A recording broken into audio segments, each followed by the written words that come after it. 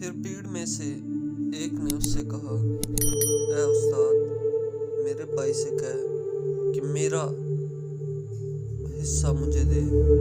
اس نے اس سے کہا، میاں، کس نے مجھے تمہارا منصف یا بانٹنے والا مقرر کیا ہے؟ اور اس نے ان سے کہا، خبردار، اپنے آپ کو ہر طرح کے لالچ سے بچائے رکھو، کیونکہ کسی کی زندگی اس کے مال کی کثرت پر موقوف نہیں۔ اور اس نے ان سے ایک تمثیل کہی کہ کسی دولت مند کی زمین میں بڑی فصل ہوئی۔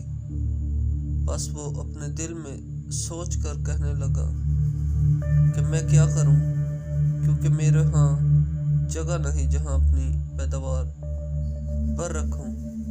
اس نے کہا، میں یوں کروں گا کہ اپنی کوٹھیاں ڈھا کر ان سے بڑی بناؤں گا اور ان میں اپنا سارا ناج اور مال بھر رکھوں گا،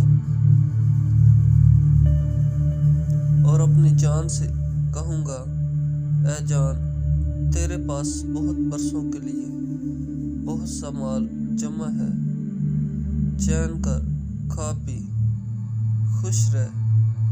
مگر خدا نے اس سے کہا، اے نادان، اسی رات تیری جان تجھ سے طلب کر لی جائے گی۔